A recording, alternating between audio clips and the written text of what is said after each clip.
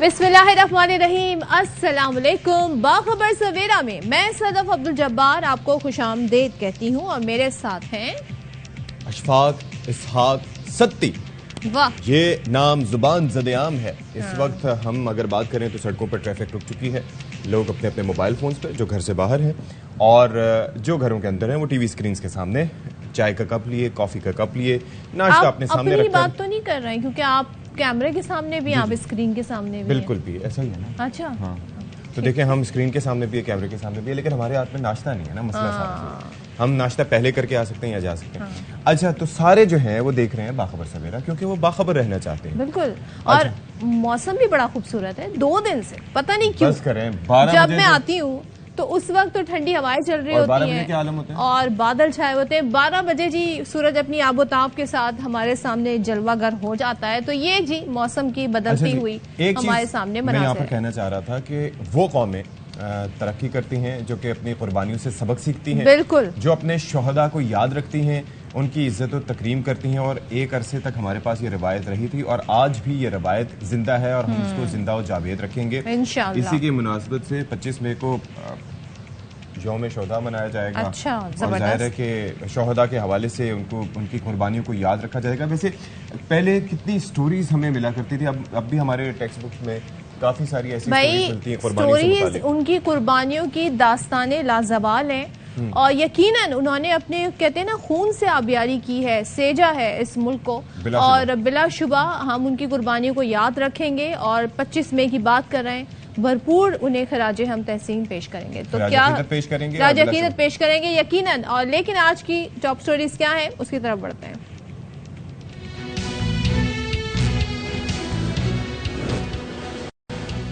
Army chief general Asim Munir کہتے ہیں کہ فوجی تنصیبات پر حملے ناقابل برداشت ہیں، شہیدوں کی حرمتوں پر حملے انتہائی افسوسناک ہیں۔ 25 مئی کو یوم تکریم شہدائے پاکستان منانے کا اعلان، مرکزی تقریب جی ایچ کیو یادگار شہداء پر ہوگی۔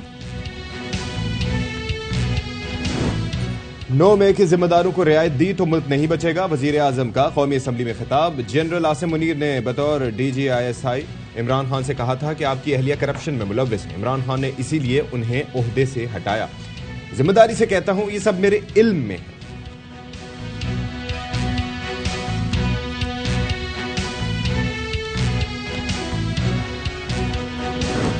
پی ٹی آئی چھوڑنے والوں کی فہرست طویل، وجاہت حسین نے پرویز الہی سے راستے جدا کر لیے۔ چودھری شجاعت گروپ میں واپسی کا اعلان، 9 مئی کے واقعات کی مذمت، پرویز الہی کو گھر واپس آنے کا مشورہ دے دیا۔ اور جیسا کہ ہم پروگرام کے آغاز میں بات کر رہے تھے شہداء کے حوالے سے، تو آپ کو یہ بھی بتا دیں کہ army chief general Asim Munir نے ایک بار پھر کہہ دیا کہ فوجی تنصیبات پر حملے ناقابل برداشت ہیں، شہیدوں کی حرمت پر حملے انتہائی افسوسناک ہیں۔ مضبوط فوج مملکت کی سلامتی و اتحاد کی ضامن ہے، اور وہ general headquarters Rawalpindi میں شہداء اور غازیوں کے اعزاز میں تقریب تقسیم اعزازات سے خطاب کر رہے تھے۔ مناظر بھی ہم آپ کو دکھا رہے ہیں۔ اس موقع پر آرمی چیف عاصم منیر کا کہنا تھا کہ بلا شبہ شہداء کی فرض شناسی اور عظیم قربانیوں کے طفیل ہم آزاد فضا میں زندگی بسر کر رہے ہیں۔ افواج پاکستان کا ہر سپاہی اور آفیسر صرف فرائض اور ذمہ داریوں کو مقدم رکھتا ہے۔ اور ظاہر ہے کہ اس کے ساتھ ساتھ یہ بھی ہے کہ شہداء پاکستان کی بے لوث قربانیوں کو خراج تحسین پیش کرنے کے لیے 25 مئی کو یوم تکریم شہداء پاکستان منانے کا فیصلہ کیا گیا ہے، اور اس کا مقصد جہاں ایک طرف شہداء کی لازوال قربانیوں کو یاد تازہ کرنا ہے، وہاں قوم کو یہ بھی پیغام دینا ہے کہ شہداء، ان کی فیملیز اور یادگاروں کی تکریم اور احترام ہر پاکستانی کا فخر ہے۔ اور پھر ملک بھر میں اس حوالے سے تقریبات بھی ہوں گی یوم تکریم شہداء پاکستان پر، اور یہ بڑی اچھی بات ہوگی۔ مرکزی تقریب جو ہے وہ اس سے متعلق G H Q Rawalpindi میں ہوگی۔ تو ظاہر ہے جس طرح سے ہم پہلے تذکرہ کر چکے ہیں کہ اپنے شہداء کو یاد کرنا، ان کی یادگاروں کو عزت و احترام سے دیکھنا، ظاہر ہے کہ ان کی قربانیوں کے بدولت ہی ہم ایک آزاد فضا میں آج ڈیفینیٹلی، اس میں تو کوئی شبہ نہیں ہے۔ تو جناب اب سے آج 30 تاریخ ہے، کل 24، پرسوں یہ تقریب ہوگی، اور اس متعلق ظاہر ہے ہم دیکھیں گے یادگار شہداء کے حوالے سے بھی وہاں پر تقریبات ہوں گی، اور جی ایچ کیو میں مرکزی تقریب ہوگی۔ آگے بڑھتے ہیں، اور لیٹسٹ کیونکہ ہم اپڈیٹس بھی ساتھ میں شامل کر رہے ہوتے ہیں، وہ یہ ہے کہ سابق وزیر اعظم عمران خان روانہ ہو گئے ہیں، اور آج انہیں پیش ہونا ہے 190 ملین پاؤنڈ کرپشن اسکینڈل میں نیب راولپنڈی کے سامنے انہیں پیش ہونا ہے. تو یہ بتایا گیا ہے کہ وہ زمان پارک سے اپنی لیگل ٹیم کے ہمراہ روانہ ہو گئے. گزشتہ ہفتے طلب کیے جانے پر عمران خان پیش نہیں ہوئے تھے, ان کے وکلا پیش ہوئے تھے. تو اس حوالے سے ڈیٹیلز کیا ہیں؟ تو آج ہی کے دن انہوں نے فرمایا تھا کہ وہ 80% انہیں چانس ہے کہ وہ گرفتار کر لیا جائے گا. انہوں نے ٹیوزڈے کا کہا تھا کہ انہیں 80% چانس ہے. مختلف وہ انٹرنیشنل میڈیا کو انٹرویو دے رہے ہیں جس میں وہ کہہ رہے ہیں کہ انہیں لگتا ہے کہ آج ان کی گرفتاری ایک بار پھر سے ہو جائے گی. تو لیٹس سی کہ کیا ہوتا ہے. یہ سارا جی کیس جو ہے یہ 190 ملین پاؤنڈ کا کیس ہے, اور یہ وہی القادر ٹرسٹ والا جس کا نام چینج کر دیا گیا, جس کا نام چینج ہو گیا تھا, اور دستاویزات بھی نیب نے طلب کر رکھی ہیں. تو دستاویزات کی کہا تھا کہ ساتھ لے کے آئیے گا جو بھی ڈاکیومنٹس آپ کے پاس اس سے متعلق ہیں. تو یہ وہ کیس ہے جس کو لے کر اس وقت کہا جا رہا ہے کہ عمران خان کافی زیادہ مشکل صورتحال میں ہیں, دو چار بھی ہو سکتے ہیں. تو یہ تمام تر وہ معاملات ہیں جس کے حوالے سے اب وہ لاہور سے جب راولپنڈی پہنچیں گے تو ہم اس کی اپڈیٹس آپ کو بیچ میں دیتے رہیں گے. بالکل گھنٹے لگیں گے اور دیکھتے ہیں کیا صورتحال بنتی ہے, اور لیٹس سی کہ جو عمران خان کے خدشات ہیں اس حوالے سے گرفتاری کے وہ کیا صورتحال. شیری مزاری صاحبہ کو چوتھی بار حراست میں لے لیا گیا ہے, اور شیری مزاری کے وکیل نے بتایا کہ اڈیالہ جیل سے رہائی کے بعد ان کو پنجاب پولیس لے گئی ہے. کہاں لے جایا گیا ہے یہ پولیس نے نہیں بتایا. یہ ویسے ایک صورتحال ایسی ہے کہ بڑی کنسرننگ ہے, کیونکہ اس سے پہلے آپ کو یاد ہوگا کہ جب شیریں مزاری کو پہلے اریسٹ کیا گیا تھا تو ان کی صاحبزادی ایمان مزاری نے ان کو جب بازیاب کروایا تھا, یا جب ان کو رہائی عمل میں آئی تھی تو وہ وکٹری سائن بناتے ہوئے آ رہی تھیں. تو اس پر انہوں نے ان کو منع کیا تھا کہ جی آپ وکٹری سائن نہ بنائیں. اچھا, ماں بیٹی کا بھی ایک منفرد ریلیشن شپ ہوتا ہے, ایک ڈفرینٹ ہوتا ہے. تو یہ آپس میں ظاہر ہے کہ ایک دوسرے کی جو سوچ سے اختلاف رکھتی ہے, نظریاتی اختلاف رکھتی ہے. وہ سوچ سے بھی اختلاف ہو سکتا ہے, لیکن وہ ظاہر ہے اس وقت چاہ رہی ہوں گی کسی بھی طرح کی کوئی ایسی جیسچر نہ جائے. کنٹروورسی, ہاں یہ دیکھیں, یہ آپ دیکھیں کہ یہ انہوں نے وکٹری سائن بنایا, ایمان نے منع کیا, ہاتھ نیچے کیا, پھر اس کے بعد جیسے ہی وہ آگے بڑھی تو انہوں نے پھر ہاتھ. اچھا ویسے امائیں ایسی ہی ہوتی ہیں, سنتی نہیں ہے کبھی اولاد. شیری مزاری صاحبہ کو چوتھی بار یہ اریسٹ کیا گیا ہے ایک بار پھر سے, اور اس طریقے سے مختلف پہلی دفعہ رات کو 3 بجے لے جایا گیا تھا. علی محمد صاحب کے ساتھ بھی دیکھا یہی ہوا کہ جب انہیں رہا کیا گیا تو پھر سے دوبارہ انہیں گاڑی میں بٹھا کے لے جایا گیا. اسی طریقے سے ہم نے ملکہ بخاری کے ساتھ بھی دیکھا کہ ان کو بھی جب اریسٹ کیا گیا ان کو رہائی ملی عدالت سے, اس کے بعد انہیں بھی لے جایا گیا. تو یہ تباتر کے ساتھ, اور شیری مزاری صاحبہ کے ساتھ تو یہ چوتھی بار ہوا ہے. تو یہ جی ایک بڑا کنسرننگ فیکٹر ہے. اب جی پولیٹیکل ایک اور کنسرننگ فیکٹر ہے, لیکن وہ ہے تحریک انصاف کے لیے. وہ یہ ہے کہ سچویشن میں ہم ذرا یہ دیکھنا ہے روزانہ کی بنیاد پر کوئی پریس کانفرنس کرتا ہے, اور وہ ہوتا کون ہے؟ وہ پی ٹی آئی کا رہنما ہوتا ہے. وہ سندھ سے ان کے کوئی نمائندے ہوتے ہیں, کوئی پنجاب سے ہوتے ہیں. وہ یہ بتا رہے ہوتے ہیں جی آج ہم پارٹی چھوڑ رہے ہیں. اس کی بنیادی وجہ جو بیسکلی سب نے دی ہے وہ ظاہر ہے 9 مئی کے واقعات کے کانٹیکسٹ میں ہی جی, اور ظاہر ہے اب وہ اوپر سے دوسری جانب سے موقف یہ آ رہا ہے کہ جی جب ہم بات کرتے ہیں تحریک انصاف سے, جی بڑا خان صاحب کا بھی موقف آیا کہ جی ان کو برا نہ کہیں, ان کے اوپر بڑا پریشر ہے. پھر دیگر کسی تحریک انصاف کے رہنما سے بات کریں تو وہ بھی یہی موقف دیتے ہیں کہ جی بڑی مشکل میں. تو بہرحال فہرست بڑھتی چلی جا رہی ہے. اور ایک چیز ہم نے دیکھی کہ پرویز الہی صاحب اور مونس الہی صاحب تو ان کے ساتھ خیر موجود ہیں. سابق رکن صوبائی اسمبلی سعید الحسن شاہ اور سابق رکن قومی اسمبلی فیض اللہ کموکا نے بھی پی ٹی آئی چھوڑ دی ہے. چودھری شجاعت کے بھائی وجاہت حسین نے بھی پرویز الہی سے رستے جدا کر لیے ہیں. 9 مئی کے واقعات کی مذمت کرتے ہوئے کہا کہ خاندان کے کچھ لوگوں نے غلط فیصلے کیے. پرویز الہی کو مشورہ دوں گا کہ گھر واپس آ جائیں, جنہوں نے دراڑیں ڈالی ہو سکتا ہے وہی ٹھیک کر رہے ہوں. اچھا جی, اب پی ٹی آئی کے صدر ہیں چودھری پرویز الہی, اور کچھ ہی دن پہلے انہیں صدارت دی گئی تھی پارٹی کی. وہ یہ کہتے ہیں, واضح کر رہے ہیں ایک بار پھر کہ وہ عمران خان کے ساتھ تھے, عمران خان کے ساتھ کھڑے رہیں گے. ویڈیو پیغام دیا, انہوں نے کہا عمران خان نے ہم سے جو وعدے کیے وہ پورے کیے. اب ہمارا فرض ہے کہ جو مشکل وقت میں ہے اس میں ان کا ساتھ دیں. تاہم عمران خان کا ساتھ دینے کا مطلب یہ نہیں, یہ وضاحت غور کیجیے گا, کہ ان کا ساتھ دینے کا مطلب یہ نہیں کہ ہم ان کے بیانیے کو بھی سپورٹ کرتے ہیں. میرا ہمیشہ واضح موقف رہا ہے, فوج ہمارا ادارہ ہے, اسٹیبلشمنٹ کے ساتھ ہمارے تعلقات. خاور گھمن صاحب ہمارے ساتھ موجود ہیں, ان سے ذرا بات کر لیتے ہیں. خاور گھمن صاحب, ساتھ دینے کا مطلب یہ نہیں ہے کہ بیانیہ بھی سپورٹ کریں. ایک تو یہ بڑا سمپل سا کویسچن ہے, اس کی وضاحت کریں. کیونکہ اگر آپ فرض کریں کہ ایک پارٹی ہے جس کے سربراہ ہیں عمران خان صاحب, یا لیٹ سپوز کہ ایک پارٹی ہے جس کے سربراہ آپ ہیں, اور میں کہتا ہوں کہ جی میں آپ کا ساتھ کھڑا ہوں آپ کا حکم ماننا مجھ پہ فرض ہے، لیکن میں آپ کا ساتھ دوں گا لیکن آپ کا بیانیہ نہیں مانوں گا، یعنی کہ آپ جو کہیں گے اس پہ عمل نہیں کروں گا یا اس بیانیے کو سپورٹ نہیں کروں گا. تو یہ کیسے ہو سکتا ہے، ممکن ہے؟ جی بالکل، ایک تو بڑا اچھا سوال ہے اور آپ کو مثال دے کے ابھی ثابت کر دیتے ہیں کہ کیسے ممکن ہے. آپ کو یاد ہوگا کہ ایک دفعہ جو ہے گجرانوالہ کے اندر مشور زمانہ تقریر کی تھی محترم نواز شریف صاحب نے، اور وہاں پہ جو پی ڈی ایم کی باقی جو قیادت موجود تھی اور خصوصاً اس کے بعد پاکستان مسلم لیگ نون کے کئی لوگ جو مختلف بعد میں ٹیلی ویژن پروگرام کے اندر یا مختلف اوقات میں جب ان سے بات ہوئی آن دا ریکارڈ انہوں نے بات کی کہ ہمیں یہ بات نہیں کرنی چاہیے اور یہ غیر ضروری ہے، اس طرح کا مطلب بیانیہ ہمیں نہیں اپنانا چاہیے. یاد ہوگا جب ہم نے پہلے بھی انٹرویو کیا تھا چودھری پرویز الہی صاحب کا لاہور میں، تو خاص طور پر وہ اس ٹائم جنرل باجوہ صاحب کے حوالے سے ان کی جو عمران خان صاحب کے کچھ بیانات جو بات تھی، تو انہوں نے کہا جن کو نہیں ایسا کرنا چاہیے، وہ موسن ہے، سارا کچھ ہے. تو وہ ایک میرے خیال میں ان کا جو اسٹیبلشمنٹ کے حوالے سے اور جس طرح ایک اگریسو اپروچ عمران خان صاحب کی رہی ہے جب سے وہ ووٹ تو خاور کیا اب راستے جدا ہو سکتے ہیں آنے والے وقت میں؟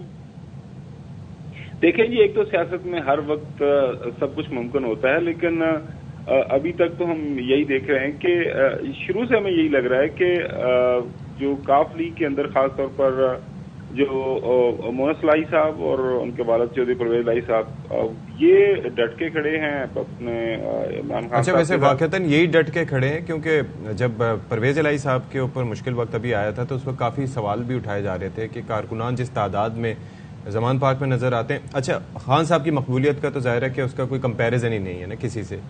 تو پرویز الہی صاحب حالانکہ صدر ہیں لیکن وہاں پر ہمیں کوئی ایسا اتنا پروٹیسٹ وہاں پر نظر نہیں آیا، لوگ وہاں پر نظر نہیں آئے. تو اس وقت بھی سوال یہ کیے جا رہے تھے کہ کیا انہیں ایکسیپٹ کیا گیا as a president in the party.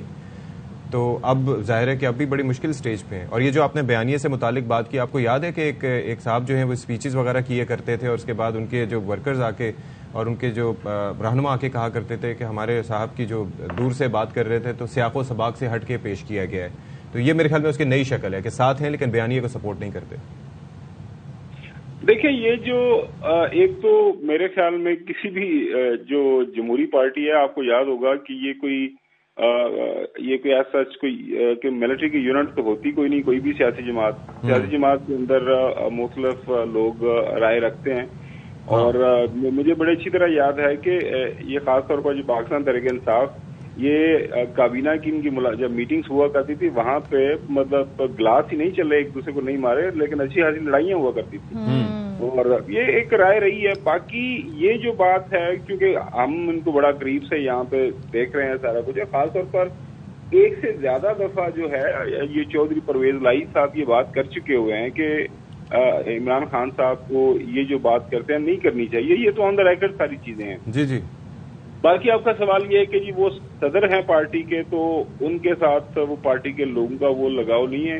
آپ کو یاد ہوگا جاوید ہاشمی صاحب تھے. دیکھیں، صدر کا ایک سمبولک پوزیشن ہے، علامتی پوزیشن.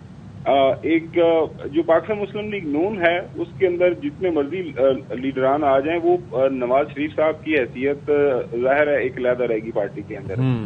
پاکستان تحریک انصاف ظاہر ہے عمران خان صاحب نے ایک پارٹی بنائی اس کے اندر لانگ ٹائم کے پرویز الہی کی ایک افیلیشن جو ہے وہ کاف لیگ سے ہے اور سب جانتے ہیں کہ کیا صورتحال رہی ہے. یہ بتائیں کہ شافع حسین کہتے ہیں انتخابات میں نون لیگ سے سیٹ ایڈجسٹمنٹ کریں گے، تو آپ سمجھتے ہیں یہ کس کے لیے فائدہ مند ہوگا زیادہ یہ اقدام؟ نون لیگ، کاف لیگ، کیا دیکھ رہے ہیں؟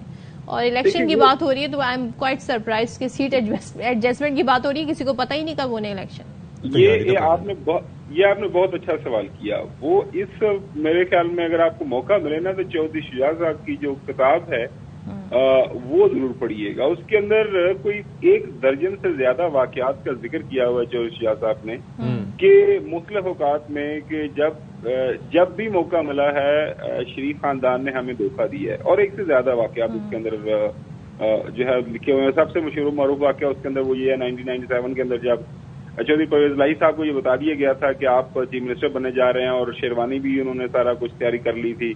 اور پھر صبح بتایا گیا تھا کہ جی وہ ابا جی نہیں مانے، لہٰذا ہم جو ہے آپ وزارت اعلیٰ آپ کو نہیں مل رہی، آپ اسپیکر بنیں گے. سو اب یہ چودھری شجاع صاحب کو دیکھنا ہے کہ جب الیکشن آئیں گے तब क्या होता है। एक चीज ध्यान में रखिएगा कि जब भी आम इंतखाबात के लिए बिगल बजेगा तो फिर हर पॉलिटिकल पार्टी की दौड़ें आप देखिएगा, यहाँ पे तो अच्छे अच्छे जो अपने आप को अपने साथियों को छोड़ जाते हैं। तो जब मौका आएगा, ये क्या नून लीग इनके साथ इनको कितना देगी, मुझे नहीं लगता कि किसी सतह के ऊपर जो है इनकी अकोमोडेशन। लास्ट आदम एतमाद के टाइम पे शहबाज शरीफ गए थे मिलने, ये भी तो हमने देखा ना, नई चीज होती थी। नहीं देखें, मौजूदा हालात में तो जितने जो नंबर गेम है, ये सारी सूरत हाल है, जाहिर है वो उनके साथ खड़े हैं, वो वजारतें भी उनको मिली हुई हैं, फिलहाल तो हमें ऐसा लग रहा है। लेकिन जब मैं ये कह रहा हूँ कि जब जनरल इलेक्शन अनाउंस होंगे, जाहिर है अक्टूबर के अंदर इस वक्त टाइम पूरा हो जाएगा मौजूदा असेंबलियों का, तो नए इलेक्शन होंगे, तो वहां पे फिर पता चलेगा कौन सी पॉलिटिकल पार्टी किसके साथ खड़ी है, किसके साथ इत्तेहाद बनता है। वो एक नया एक और चीज, नई चीज होगी, उसके मेरे ख्याल में उसके ऊपर क्या सराई करना, ज़ाहिर है क्या सराई नहीं कर सकते। लेकिन एक चीज ये है कि हर किसी की कोई ना कोई रेड लाइन, आजकल रेड लाइंस का बड़ा तस्करा होता है ना। हमारी रेड लाइन पाकिस्तान है, पाकिस्तान के इदारे हैं, फिर उसके बाद खान साहब, तहरीक इंसाफ की रेड लाइन इमरान खान साहब हैं, जिस तरह से वो कहा जाता है। ये चौधरी परवेज इलाही साहब की रेड लाइन क्या है आजकल, कुछ आइडिया है? चौधरी परवेज इलाही साहब की रेड लाइन, आपने बड़ा अच्छा सवाल किया। देखिए, एक चीज जरूर समझिएगा कि हम सब का ये ख्याल था, और एक कसीर तादाद जो है सियासी मुबस्सरीन की और बड़े कोना मश्क, बड़े तजर्बाकार जो सियासत के ऊपर नजरें रखने वाले लोग हैं, उनका ये ख्याल था कि जो मर्जी हो जाए। लोगों ने शर्तें लगा दी थी कि इमरान खान की बात जो है वो नहीं मानेंगे मोहतरम परवेज इलाही साहब, और वो जो है असेंबली नहीं तोड़ेंगे उनके कहने के ऊपर। वो हमने देखा कि अगर वो चाहते तो वो उस वक्त धोखा दे सकते थे और अपनी वज़ारत आला को कायम रख सकते थे, और अभी भी वो वज़ीर आला मौजूद होते, इसमें कोई दो राय नहीं है। तो उन्होंने जनाब आला ये अपना एक फैसला किया। जहां तक मैंने देखा है इमरान खान को, इमरान खान का जब भी किसी के साथ एक एतमाद का रिश्ता बन जाता है तो फिर उसके लिए वो उसके साथ वो चलता है। अभी भी याद होगा कि ये जो उनको सदारत का ओहदा मिला, पार्टी के अंदर बड़ी लैदा हुई, विशाल बड़े लोगों ने कहा जी ऐसा नहीं कर, तो उन्होंने कहा यार चूंकि एक बंदे ने हमारे साथ वफाक की है तो मैं अब उनके साथ हूँ। तो as long as Chaudhary Parvez इलाही साहब या मोनस इलाही खुद नहीं पाकिस्तान तहरीक इंसाफ को टाटा बाय बाय करते, मेरे ख्याल में मुझे नहीं लगता है कि इमरान खान उनके साथ दगा करेंगे। अभी देखे ना, एक और मैं आपको मिसाल दे दूं, अभी जब पंजाब के अंदर सारी टिकटों की, ये पंजाब असेंबली की टिकटों की तकसीम हुई, शाह महमूद कुरैशी, फवाद चौधरी, अहमद अजहर, एक और नाम भी हैं जिनकी शदीद ख्वाहिश थी कि हमें टिकटें मिले, पंजाब असेंबली की टिकट नहीं मिली। परवेज इलाही साहब और मोनस इलाही साहब दोनों बाप बेटों को जो है पंजाब असेंबली की टिकट मिली। तो इससे अंदाजा लगा लें कि बुज़दार साहब को भी मिल गए मेरे ख्याल में दोबारा, तो उनके साथ वो उनका वो एतमाद का रिश्ता है। तो आप इसको रेड लाइन कह लें या जो मर्जी कह लें, लेकिन ये है कि मुझे लगता है कि वो अब इनको भी अच्छी तरह पता है, चौधरी परवेज इलाही साहब को, मोनस इलाही साहब को, उनकी सियासत पीटीआई के साथ, और पीटीआई को भी पता है कि जाहिर है उन्होंने हमारा साथ दिया तो हमें अब उनके साथ खड़े हैं। बिल्कुल खबर, बहुत शुक्रिया। और वैसे किसी को इतना यकीन नहीं था कि इस हद भी चौधरी परवेज इलाही आगे जाएंगे खान साहब के साथ, कब तक? लेकिन देखना ही है, क्योंकि उन्होंने ये कहा है कि हम बयानिए को सपोर्ट नहीं करते, और इमरान खान का जो बयानिया है वो सबके सामने। अच्छा जी, एक और सियाको सबाक वाला हवाला वैसे आपको याद आया था? सियाको सबाक वाला कौन सा हवाला? एक से पहले प्रेस कॉन्फ्रेंसेस और वो कॉल्स। हाँ जी, ये सारी बातें हैं जी, ये हमारी तो सियासत में इसी तरह की होती है, और कुछ भी कहते हैं ना, सब कुछ हो सकता है पाकिस्तान की सियासत में। एक और मुद्दा बड़े इश्यू रहा पिछले दिनों, वो था ऑडियो लीक्स का। अच्छा, यहाँ पे जिन ऑडियो लीक्स की बात हो रही है वो खास तौर पे जजेस से मुतालिक, उनकी फैमिली से मुतालिक, साबिक चीफ जस्टिस से मुतालिक। तो ऑडियो लीक्स की तहकीकात के लिए कायम जुडिशल कमीशन ने काम शुरू कर दिया है, और कमीशन ने फॉरेंसिक टेस्ट कराने और कार्रवाई पब्लिक करने का ऐलान कर दिया है। तो जो तमाम मुबैना ऑडियोज हैं, ट्रांसक्रिप्ट हैं, मुलव्वस अफराद हैं, उनकी डिटेल्स, उनके कवायद तलब किए गए हैं। कमीशन के सरबराह जस्टिस काजी फायजीसा हैं, वो ये कहते हैं कमीशन किसी जज के खिलाफ कार्रवाई कर रहा है न करेगा। कमीशन हकाइक का तयन करने के लिए कायम किया गया है, और साकिब निसार समेत तमाम अफराद को बतौर गवाह तलब करने का इंदिया भी उन्होंने दिया है। अच्छा जी, उसके अलावा भी काफ़ी सारी चीज़ें हैं। उन्होंने कहा कि मुल्जिम नहीं समझा जाएगा। अच्छा, खान साहब ने آڈیو لیکس کی تحقیقات کے لیے تشکیل جوڈیشل کمیشن کو چیلنج کر دیا ہے، کالعدم قرار دینے کے لیے درخواست بھی دائر کر دی ہے اور موقف اپنایا ہے کہ چیف جسٹس کی اجازت کے بغیر کسی جج کو کمیشن کے لیے نامزد نہیں کیا جا سکتا۔ یہ اجازت کیا لازمی ہے؟ یہ جو کمیشن بنائے جاتے ہیں ان سے متعلق ظاہر ہے کہ ایکٹ موجود ہے، وہ کیا کہتا ہے، اس حوالے سے بھی بات کریں گے۔ اچھا، قومی اسمبلی کا اجلاس ہوا اس کے ساتھ ساتھ جی، اور 9 مئی کے واقعات پر ذمہ داروں کے خلاف آرمی ایکٹ کے تحت کارروائی کی قرارداد منظور کر لی گئی ہے، اس پر بھی ہم بات کریں گے۔ ہمارے ساتھ موجود ہے ماہر قانون شعیب شاہین صاحب۔ شعیب شاہین صاحب، یہ جو آڈیو لیکس کی تحقیقات کے لیے جوڈیشل کمیشن ہے، اس نے کام کرنا شروع کر دیا ہے۔ جسٹس قاضی فائز عیسیٰ صاحب ہیں اور 2 ہائی کورٹس کے چیف جسٹس صاحبان ہیں۔ اچھا، اب یہ ہے کہ کیا یہ جو سوال اٹھائے جا رہے ہیں کہ جو کمیشن بنانے کے لیے ایک ایکٹ ہے غالباً 2017 کا، یا کیا اس کے اندر کیا چیف جسٹس صاحب سے مشاورت یا ان کے حکم پر چلنا لازمی ہوتا ہے، یا وہ بندہ جو کوئی جج صاحب کا نام دیتے ہیں کہ ان کو مقرر کیا جائے، یا پھر حکومت از خود کر سکتی ہے کسی بھی جج صاحب کو تعینات؟ دیکھیں، پہلی بات تو یہ ہے کہ اس کانسٹیٹیوشن آف کمیشن میں 3 غلطیاں ہیں۔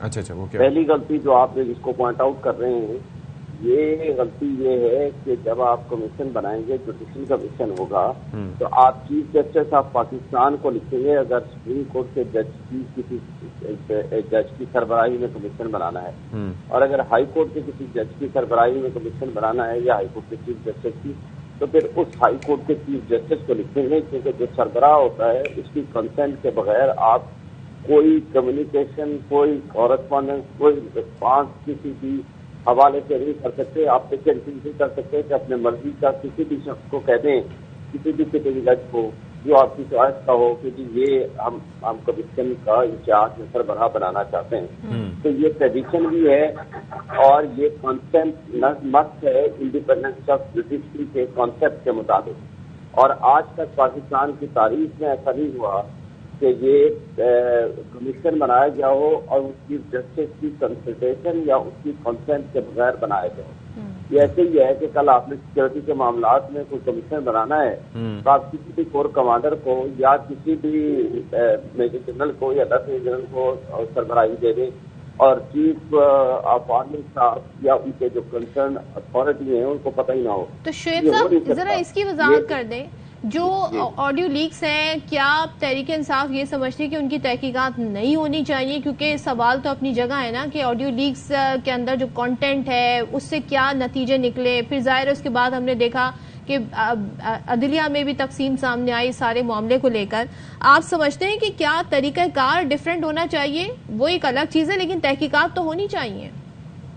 دیکھیں، میں وہی کہہ رہا ہوں نا کہ تحقیقات کے لیے 3 چیزیں ضروری ہیں۔ ایک تو کانسٹیٹیوشن آف جوڈیشل کمیشن ہے، وہ آئین اور قانون کے مطابق یہ نہیں ہے، اور آئین اور قانون کے مطابق ہونا چاہیے وہ without consultation of the chief justice. لیکن وہ کہہ رہے ہیں کہ اس کی بھی وزیر قانون نے، اعظم نذیر تارڑ نے اس کی وجہ دی ہے کہ چونکہ معاملہ مبینہ طور پر وہ کہتے ہیں ان کی ذات کے گرد بھی گھومتا ہے، یہ ان کا کہنا ہے، تو اس لیے جو دوسرے نمبر پر سینئر ترین جج ہیں، جو پیونے جج ہیں، ان کا نام دیا گیا وفاقی حکومت کی جانب سے۔ دیکھیں، یہ ریزننگ انجسٹیفائڈ ہے، اس کی کوئی وجہ، کوئی ویلیو، اس کی وقت کوئی نہیں ہے، اس لیے کہ آپ ادارے کے سربراہ کو بائی پاس کر کے آج جو پریسیڈنٹ سیٹ کریں گے وہ پریسیڈنٹ کل کلا بھی غلط ہوگا، اور یہ انٹرنیشنل جوڈیشری کے کانسیپٹ کے بھی خلاف ہے، اور پاکستان کی جو آج تک کی ٹریڈیشن ہے اس کے بھی خلاف ہے۔ سر، ہم تو پہلے میں وہی عرض کر رہا ہوں نا کہ ایک چیز یہ بتائیے گا کہ کیا قانونی لحاظ سے یہ غلط ہے یا مورلی غلط ہے؟ نہیں، قانونی لحاظ سے غلط ہے۔ آپ کسی بھی ادارے کے سربراہ کو بائی پاس کر کے کسی بھی جج کو پک کر کے کوئی ریسپانسبلٹی، ایگزیکٹو ریسپانسبلٹی ہے نا، یہ آپ سائن نہیں کر سکتے جب تک کہ آپ کسی جج کو بھی اپوائنٹ کرنا ہو۔ مثلا نیب کورٹ کے ججز ہوتے ہیں، وہ یا کسی ٹریبونل کا ممبر یا چیئرمین بنانا ہو، وہ without consultation of the chief justice concern, ہاں وہ ہائی کورٹ کا ہو یا سپریم کورٹ کا ہو، اس کی اجازت کے بغیر اور اس کی کنسلٹیشن کے بغیر آپ بنا ہی نہیں سکتے ہیں۔ یہ غیر آئینی اور غیر قانونی ہے، نمبر 1۔ نمبر 2، اس کے اندر ایک اور سب سے بڑی خرابی یہ ہے، بے نظیر بھٹو کیس اور ارشد ملک مرحوم کا جو کیس آیا تھا، سپریم کورٹ نے کچھ پرنسپل طے کر دیے ہیں کہ جب تک آپ اس ٹیپ کرنے والی ایجنسی کا نام نہ پتا ہو اور وہ ایڈمٹ نہ کرے کہ ہم نے بنائے ہیں، کہ ایسی اتھینٹسٹی آف آڈیو لیک یا ویڈیو لیک کی کوئی لیگل ویلیو نہیں ہوتی. اچھا POR میں یہ بات مسنگ ہے کہ یہ کس ایجنسی نے بنائی ہے. یا تو یہ لکھا ہوتا POR میں کہ آپ یہ بھی ویریفائی کریں کہ کس ایجنسی نے بنائی ہے اور کس نے پبلش کی ہے. اور تیسری بات اس کے اندر یہ ہے کہ یہ ٹیپ کرنا ہی غلط ہے, آئین کے اور قانون کے خلاف ورزی ہے, اور لیکن اس کے ساتھ اس کو لیک کرنا یہ آفیشیل سیکریٹ ایکٹ کی خلاف ورزی ہے. تو اگر یہ ثابت ہو جاتا ہے کہ جس اتھارٹی نے یا جس ایجنسی نے یہ بنائی ہے, ٹیپ کی ہے اور اس کو لیک کیا ہے, تو ان کے خلاف, ان ریسپانسبل آفیسر کے خلاف, آفیشل سیکریٹ ایکٹ کے خلاف اچھا تو یہ شعیب شاہین صاحب بتائیں نا, آپ نے کہا کہ یہ غیر آئینی اور غیر قانونی ہے, پھر تحریک انصاف نے اس کو چیلنج بھی کر دیا ہے عدالت میں, لیکن خان صاحب کی وہ انٹرویو سب کو یاد ہے جس میں انہوں نے خود یہ کہا تھا کہ جی کرنی چاہیے, ہونی چاہیے, پتہ ہونا چاہیے. ہاں, اور میں نے کوئی غلط کام تھوڑی کیا ہے کہ جو میں اس چیز کے ڈروں کہ میری فون ٹیپ ہو رہا ہے. تو انہوں نے تو انڈورسمنٹ کی تھی, تو اب کس اخلاقی جواز کے تحت اس چیز کو چیلنج کیا جا رہا ہے؟ جو خان صاحب نے وہ جس کانٹیکسٹ میں کہا for the purpose of security purposes کے لیے اگر کوئی فون ٹیپ کر رہے ہیں, لیکن بہرحال میں اس کو بھی سپورٹ نہیں کرتا. بات پھر وہ سیاق و سباق کی آ جاتی ہے. انہوں نے یہ نہیں کہا کہ آپ اس کو پبلش نہیں کر دیں. پبلش کرنا اس سے خطرناک زیادہ بڑا جرم ہے. ٹیپنگ بھی غلط ہے, لیکن انہوں نے اس کو سیکورٹی پرپزز کے لیے. اچھا سر, ابھی ایک چیز مجھے بتا دیں, چلیے یہ بات کلیئر ہو گئی, یہ بات کلیئر ہوگی. آپ ایک بات اور ہے, وہ اس میں جب کنڈکٹ آف ججز کے متعلق کوئی ایشو ہو تو آرٹیکل 209 کے تحت سپریم جوڈیشل کونسل کے بغیر کوئی بھی اتھارٹی اس پہ نہ انکوائری کر سکتی ہے, نہ اس پہ پروسیڈ کر سکتی ہے, نہ سپریم کورٹ کے جج کو طلب کر سکتی ہے. تو اس لیے, اور جو سپریم جوڈیشل کونسل ہے وہ بھی ایک انکوائری کمیشن ہوتا ہے, کیونکہ اس کو بھی سزا و جزا دینے کا اختیار نہیں ہے, وہ ایک آئینی ادارہ ہے.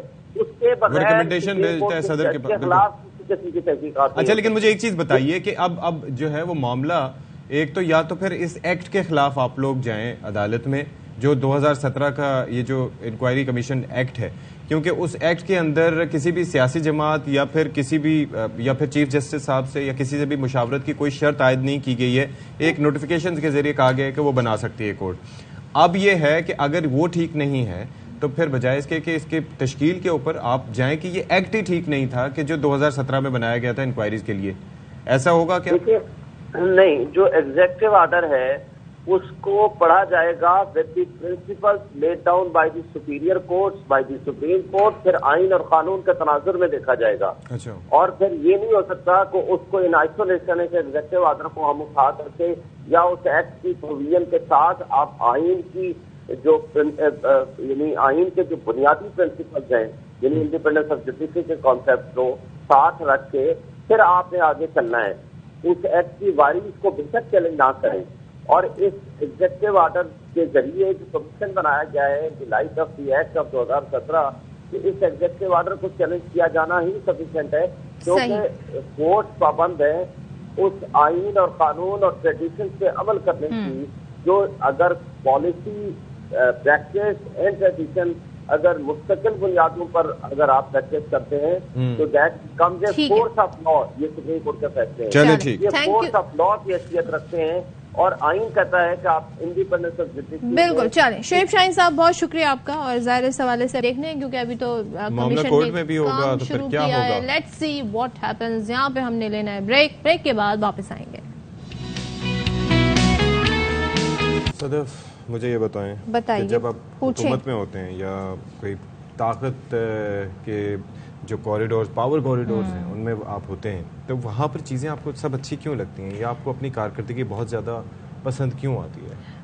آئی تھنک وہ کیونکہ یہ بتانا ضروری ہوتا ہے کہ جب ہم آئے ہیں تو ہماری طرف آپ پوائنٹ آؤٹ نہ کریں کہ ہم سے غلطیاں ہو رہی ہیں, جو ہم نے وعدے کیے تھے ہم اسے پورے نہیں کریں. اب یہاں پر یہ بات کسی سے ڈھکی چھپی نہیں ہے کہ پاکستان میں جو فریڈم آف ایکسپریشن ہے یا جو آزادی صحافت کی جو آزادی ہے وہ کس قدر جو ہے مخدوش صورتحال میں کمپرومائزڈ ہو گئی ہے. اور یہ ہم چاہے کسی بھی دور حکومت میں دیکھیں ہمیں ایسے ہی مناظر ملتے ہیں, لیکن پچھلے جو 1-2 سالوں میں صورتحال بنی ہے وہ زیادہ خطرناک ہے. اسی طریقے سے صحافی ہیں جی, انہوں نے سکندر کرمانی, انہوں نے مریم اورنگزیب وزیر اطلاعات سے کچھ سوالات پوچھے. اور بالخصوص جو عمران ریاض خان ہیں ان سے لے کے پوچھے کہ وہ غائب ہیں، نہیں معلوم. رانا ثناء اللہ صاحب یہ کہتے ہیں کہ پولیس نے انہیں چھوڑ دیا تھا، اس کے بعد وہ کہاں گئے ہمیں نہیں معلوم، کسی کے پاس نہیں. یہ حکومت وقت، یہ وزیر داخلہ آپ کو انفارمیشن دے رہے ہیں. تو اسی سے ریلیٹڈ انہوں نے سوال پوچھا تو مریم نواز صاحبہ بجائے اس کے کہ بتاتی کہ باقی ہم بھی کوشش کر رہے ہیں معلوم کرنے کی کہ وہ کہاں ہیں، کیونکہ آپ انہیں صحافی مانے نہ مانے، آپ انہیں ایک شہری تو مانیں گے نا، پاکستان کے شہری تو ہے نا، as a citizen he has a right to live, اور ان کی فیملی کے لیے جاننا ضروری ہے کہ وہ کہاں ہیں. تو مریم اورنگزیب صاحبہ نے سوالات کے جواب دیے. انہوں نے بتایا کہ سب اچھا ہے. برطانوی صحافی کے سامنے انہوں نے کہا کہ دیکھیں جی پچھلی حکومت کی بنسبت ہماری حکومت میں جو صحافت کا معیار ہے وہ اوپر گیا ہے اور ہمارے پوائنٹس بہتر ہوئے ہیں. اور انہوں نے راگ لاپا کیا فرمایا انہوں نے، آپ کو ذرا دکھاتے ہیں. تازہ کیجئے کہ یہ المیہ ہے کہ کیا ہوتا رہا موجودہ حکومت کے دور میں ہی. ہم نے دیکھا کہ ارشد شریف انہوں نے صاحب بہت کو ساری چیزیں پوائنٹ آؤٹ سے کی جانا اور پڑا، ارشد شریف کو مینشن کرنا بھول گئی. ان کو ملک سے جانا پڑا، پھر ان کی جس طرح سے جان گئی سب کے سامنے یہ چیزیں ہیں. تو جو مقدمات تھے اور جس 14 مقدمات تھے، اب ان پہ جو مقدمات تھے اس وجہ سے وہ بار بار ریمائنڈر بھی دیتے رہے تھے کہ ان کی جان کو خطرہ ہے. لیکن یہی حکومت تھی جس نے اس بات کو سیریسلی نہیں لیا. اور اب ایک عجیب سی ڈویژن بن گئی. ہماری سوسائٹی اتنی پولرائزڈ ہو گئی ہے کہ اب صحافی شاید صرف وہ ہے حکومت وقت کے نزدیک جو حکومت کے لیے بات کرے یا ان کی تعریف کرے، اور اگر کوئی ان پہ کریٹیکل ہے ہو سکتا ہے وہ غلط بھی ہو، کسی کی رائے غلط بھی ہو سکتی ہے، لیکن اس کا یہ مطلب نہیں ہے کہ آپ یہ کہہ دیں جی کہ وہ صحافی نہیں ہے اور صحافی وہ ہوگا جو ہم بتائیں گے کہ وہ صحافی ہے. سو یہ ڈیفینیشن آپ صحافیوں پہ، صحافتی تنظیموں پہ رہنے دیں کہ صحافت کس سے آتی ہے، وہ ڈیسائیڈ کریں. اگر حکومتیں ڈیسائیڈ کریں گی تو پھر تو یہی ہوگا. ایک اور چیز یہ ہے، ایک اور ریکویسٹ یہ ہے کہ ایسے معاملات میں ڈیوائیڈ نہیں ہونی چاہیے. اور ویسے صحافیوں کو بھی کام اپنا یہی کرنا چاہیے کہ صحافت تک رکھیں، لیکن صحافتی تنظیمیں جو ہیں وہ ظاہر ہے کہ ڈیوائیڈ نہ رکھیں ایسے معاملات میں. اور بنیادی انسانی حقوق جو ہے نا وہ کسی کے بھی متاثر نہیں ہونے چاہیے، متاثر نہیں ہونے چاہیے ایز اے پاکستانی. اور دنیا بھر میں ایسے ہی ہوتا ہے. صدف مجھے ایک بات بتائیں کہ یہاں پر انٹرنیٹ بند ہو گیا 4-5 دن تک کسی کو کچھ پتہ ہی نہیں تھا کیا چل رہا ہے، لیکن کوئی کسی کے کانوں پر جوں تک نہیں رہیں گی. دنیا بھر میں قیامت آ جاتی ہے اگر ایسا کوئی ہو جائے. کوئی بھی اپنی سول لبرٹیز پر کمپرومائز کرنے کو تیار نہیں ہوتا، لیکن یہاں پر صورتحال مختلف ہے. تو بہرحال اب ذرا خبر کر لیتے ہیں. اچھا یہ جو آپ نے سوال اٹھایا نا سول، انسان کو اللہ تعالیٰ نے اشرف المخلوقات بنایا ہے. There has to be a limit, یعنی کہ ہمیں یا کسی کو بھی کچھ کہا جائے تو آپ کو یہ پتہ ہونا چاہیے کہ آپ نے کون سی ایسی حد ہے جو کراس نہیں کرنی. اور یہی چیز آپ کو جانوروں سے ممتاز کرتی ہے، ان سے بہتر بناتی ہے، کیونکہ آپ کی اپنی ایک سوچ ہے. آپ کو اللہ تعالیٰ نے فطرت پہ پیدا کیا اور آپ کو اس حساب سے چننا ہے اپنے لیے رستہ کہ کون سا آپ کے لیے ٹھیک ہے اور کون سا ٹھیک نہیں ہے. بالکل. تو یہاں پر ہم بریک لیتے ہیں، بریک کے بعد واپس آئیں گے.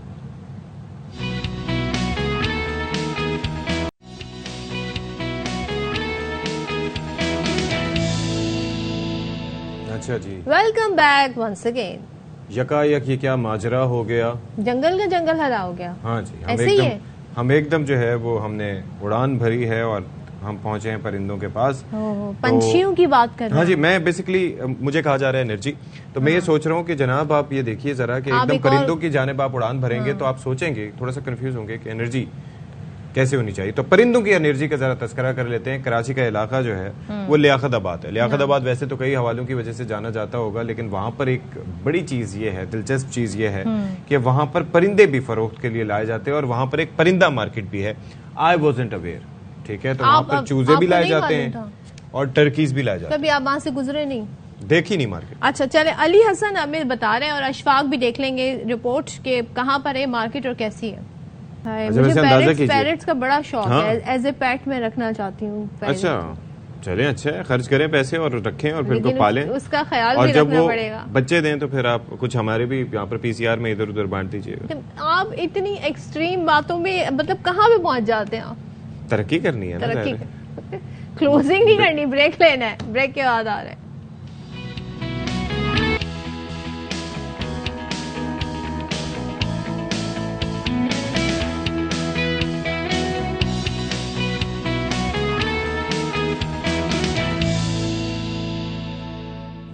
گرم گرم چائے. کیا گرم گرم چائے، ٹھیک ہے. بسم اللہ الرحمن الرحیم. السلام علیکم. باخبر سویرا میں ایک بار پھر سے آپ کا خیر مقدم ہے. میں ہوں آپ کے ساتھ آپ کا جانا مانا اور پہچانا. آئی وونٹ ٹیک مائی نیم. میرے ساتھ موجود ہیں جناب عزت مآب صدف اے جے. کیسی ہیں آپ صدف؟ ٹھیک ٹھاک ہیں؟ میں ٹھیک ہوں الحمدللہ, اور چائے کی چسکیاں لے رہی ہوں میں. تو یہ آج امتیازی سلوک ہمارے ساتھ کیوں ہوا ہے مجھے بتائیں. یہ باقی کوانٹٹی میں نے کل ریمائنڈ کرایا تھا کہ مجھے چائے زیادہ دیا کرے. اچھا میں نے ریمائنڈ کرایا تھا تو پھر اس کے اندر چینی زیادہ ہو گئی. آپ سے کوئی بدلہ لیا, آپ نے کچھ کیا ہوگا ایسا کہ پھر بدلہ لیا. آپ کی حرکتیں ایسی ہیں. یہ آپ ان کی ترجمانی کر رہے ہیں جو چائے دے کے جاتے ہیں. جی بالکل, میں بالکل میں آپ کی مذمت کرتا ہوں اور مذمتی قرارداد جو ہے پیش کرتا ہوں. All those favour in of the motion say ayes have it.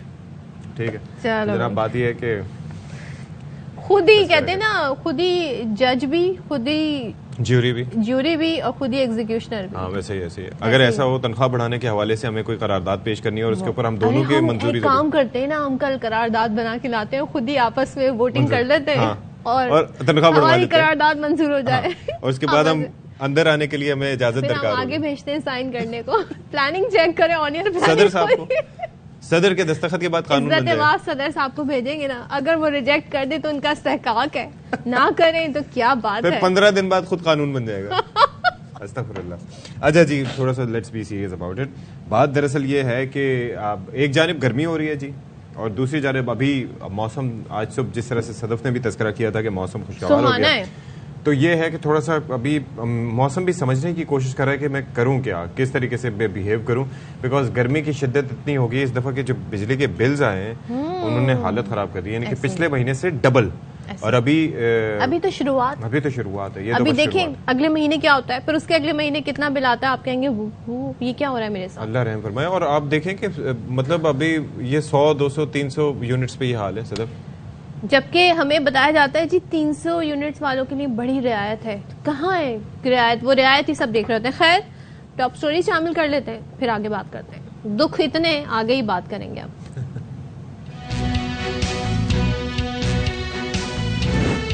مہنگائی اور جہیز لڑکیوں کی شادیوں میں بڑی رکاوٹ بن گئے. والدین کے لیے بچیوں کی رخصتی امتحان بن گئی. جہیز کے خلاف قوانین تو ہیں, لیکن مسئلہ عمل درآمد کا ہے. سندھ اور پنجاب میں موسم کا مزاج شدید گرم, سورج آگ برسا رہا ہے. حیدرآباد کے شہریوں نے گرمی کا توڑ نکال لیا, ٹیوب ویل پر نہائے اور خوب کیا انجوائے. اور بچہ بوڑھا یا جوان, جدید دور میں سب کا سیلفی لینے پر دھیان. وجہ لوگوں کی توجہ حاصل کرنا ہے یا خود پسندی. پروگرام میں آج اس ایشو پر بات کریں گے. جناب تو صدف آپ کے پاس کوئی اہم خبر ہے الیکشن سے متعلق, سپریم کورٹ سے جو خبر جڑی ہے, کیا ہے وہ خبر؟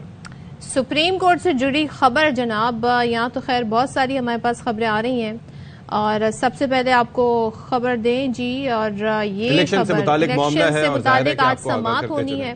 تو پنجاب میں جی 14 مئی جو گزر گئی ہے اس میں انتخابات سے متعلق کیس کی سماعت آج سپریم کورٹ میں ہوگی. وفاقی اور نگراں پنجاب حکومت نے اپنے اپنے جوابات جمع کرا دیے گئے ہیں جو ان سے مانگے گئے تھے, اور اسی بھی بارے میں ہم مزید صورتحال سے متعلق بھی بات کریں گے. ہمارے نمائندے راجہ محسن اعجاز ہمارے ساتھ ہیں. راجہ محسن اعجاز, گڈ مارننگ. اور کافی مصروف دکھائی دے رہے ہیں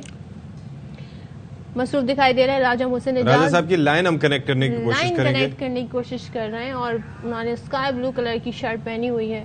ٹھیک ہے, ان سے بات کر لیں گے ہم اور جاننے کی کوشش کریں گے. جی راجہ محسن سے جانیں گے کہ جی 14 میں تو گزر گئی, اب جو ہے آج تو پتہ نہیں 23 تاریخ ہے, جوابات بھی داخل ہو گئے ہیں. بہرحال اہم چیز یہ ہے کیونکہ ایک جانب تو سیاستدانوں پہ چھوڑا ہوا معاملہ, لیکن سیاستدان کیا کریں گے اب؟ کیا سپریم کورٹ توہین عدالت کی, کیونکہ بڑی ایک صبر و تحمل کا مظاہرہ کیا گیا ہے سپریم کورٹ آف پاکستان کی جانب سے, لیکن کب تک ایسا کیا جائے گا؟ الیکشن کیس ہے, نگراں حکومت پنجاب کا سپریم کورٹ میں جواب بھی جمع ہو چکا ہے. کیا ہوگا؟ راجہ محسن صاحب ہمارے ساتھ موجود ہیں.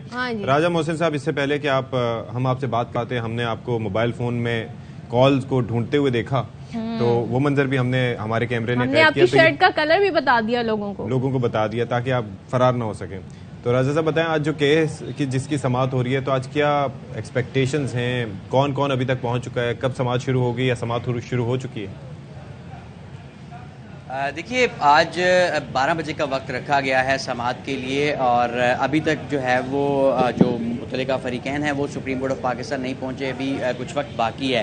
لیکن آج جن لوگوں کو نوٹس کیا گیا ہے اس میں اٹارنی جنرل فار پاکستان ہیں، جنہوں نے وفاق کی طرف سے اس نظرثانی درخواست پر اپنا جو جواب ہے وہ جمع کروانا ہے، جبکہ اس کے ساتھ ساتھ الیکشن کمیشن آف پاکستان کو بھی اس سلسلے میں نوٹسز جاری کیے گئے ہیں، جبکہ جو دیگر پولیٹیکل پارٹیز ہیں انہیں بھی نوٹسز جاری کیے گئے ہیں. اس وقت سپریم کورٹ آف پاکستان میں غیر معمولی سیکیورٹی کی جو انتظامات ہیں وہ کیے جا رہے ہیں. جب آخری مرتبہ گزشتہ ہفتے اس نظرثانی درخواست پر سماعت ہوئی تھی تو تب بھی سیکیورٹی کے انتہائی سخت انتظامات یہاں پر دیکھنے کو ملے تھے، اور آج 12 بجے اس کیس کی سماعت کا آغاز کمرہ عدالت نمبر 1 میں چیف جسٹس آف پاکستان کی سربراہی میں 3 رکنی بینچ کرے گا. اور پورے ملک کی نظریں کیونکہ اس کیس پر ہے، اس پہلے جب یہ کیس مرکزی کیس چل رہا تھا، اس کے بعد اب اس کا ریویو چل رہا ہے، جس میں سپریم کورٹ واضح طور پر اس نے حکم دیا تھا کہ 14 مئی کو پنجاب کے الیکشنز کروائے جائیں.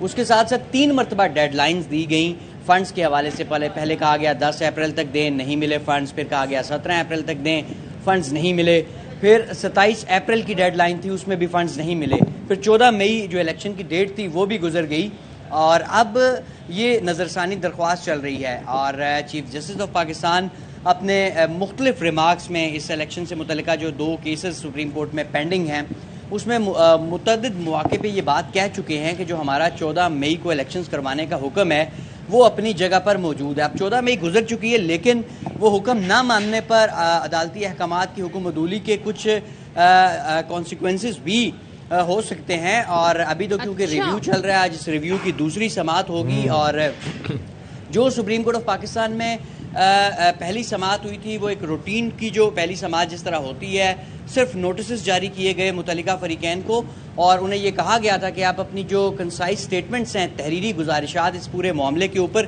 وہ جمع کروائیں. اب الیکشن کمیشن آف پاکستان کا جواب بھی آ چکا ہے، جو بیسیکلی اس ریویو کے پٹیشنرز ہیں جن کی طرف سے یہ درخواست آئی ہے.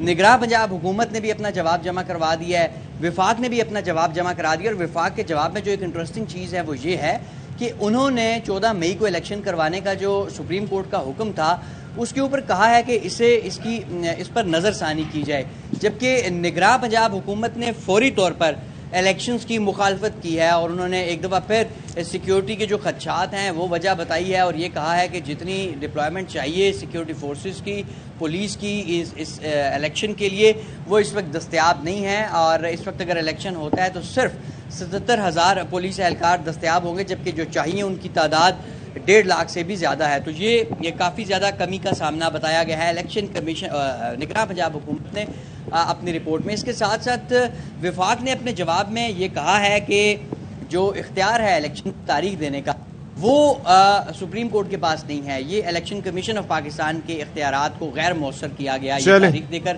الیکشن کمیشن کی جو پٹیشن ہے وہ بھی تقریباً اسی طرح کی ہے، وہ بھی یہ کہتے ہیں کہ یہ اختیار سپریم کورٹ کے پاس نہیں تھا. بہرحال آج اس کیس کی اب 12 بجے سماعت ہے، تمام فریقین جب آج پہنچیں گے اور آج یہ الیکشنز والا معاملہ کس طرف جا رہا ہے اس کی بھی بڑی حد تک جو ہے وہ وضاحت ہو جائے گی. ٹھیک ہے جی، تھینک یو سو مچ. راجہ محسن اعجاز ہمارے ساتھ موجود ہیں. اللہ صبح انہوں نے تمام تر صورتحال سے آگاہ کیا.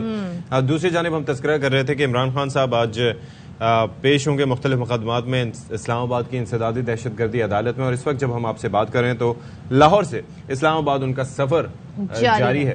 اور باقی اسلام آباد میں کیا تیاریاں ہیں ڈیٹیل جان لیتے ہیں. عبد القادر ہمارے نمائندے ہمارے ساتھ ہیں تو ان سے پوچھ لیتے ہیں کتنے مقدمات ہیں. تو قادر، گڈ مارننگ ٹو یو. ذرا بتائیے پولیس عبد القادر کے پیچھے کیوں ہے ایسا؟ پولیس سیکیورٹی آپ کے پیچھے نظر آ رہی ہے، مطلب آپ کے بیک گراؤنڈ میں نظر آ رہی ہے، آپ کی حفاظت کے لیے آپ کے پیچھے. تو قادر بتائیے ذرا آج کتنے مقدمات ہیں، کب سماعت ہوگی اور کب تک پہنچ سکتے ہیں خان صاحب؟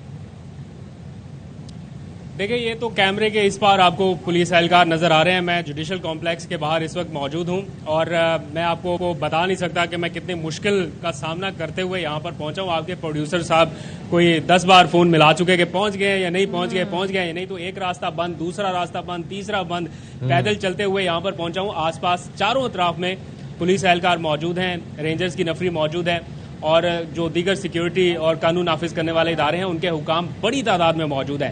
पुलिस एहलकार जगह जगह पर साए में बैठे हुए हैं, जो है गर्मी भी काफ़ी बढ़ रही है।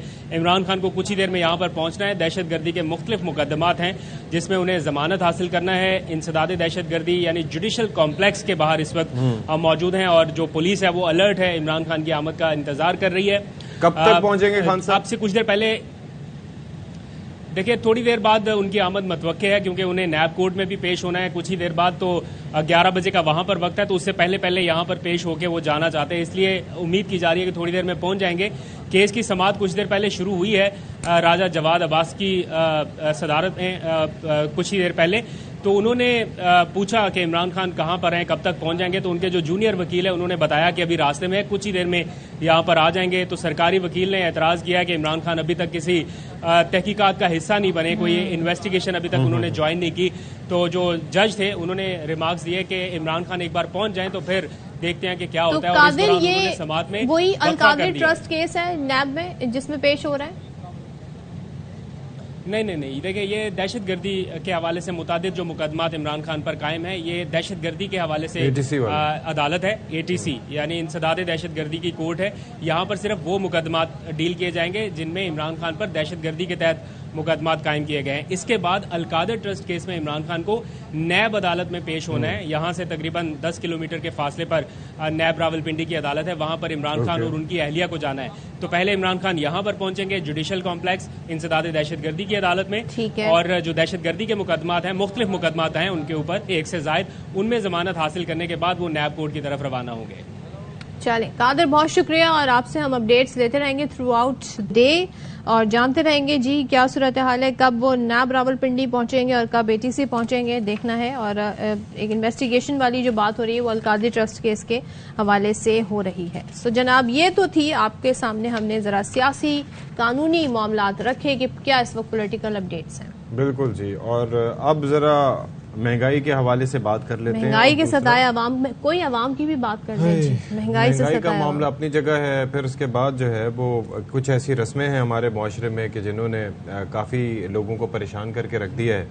अच्छा, जहेज़ एक ऐसी ही रस्म है, अच्छा उसकी वजह से लड़कियों की शादी तकरीबन नामुमकिन हो चुकी है और जो डिमांड्स हैं वो की जाती हैं। अच्छा, दोनों जानिब से वैसे तो डिमांड्स होती हैं, लड़के के हवाले से भी सिक्योरिटी काफ़ी देखी जाती है कि घर कैसा है, अपना है, कमाता क्या है, क्या करता है, सारी जो चीज़ें उसके हवाले से। ख्याल में वो लड़की को नहीं देखने आते, लड़की का खानदान? मैं वही तो कह रहा हूँ ना, लड़की की माँ। I am not here to defend के वो क्या होता है, मैं कह रहा हूँ दोनों साइड से ऐसे एक तो गलत बयानियाँ की जाती हैं, फिर उसके बाद जो है वो डिमांड्स एक दूसरे से ऐसी की जाती हैं, लड़की वालों की तरफ से लड़कों वालों से और लड़कों वालों की तरफ से जहेज की सूरत में पूरी लिस्ट दी जाती है।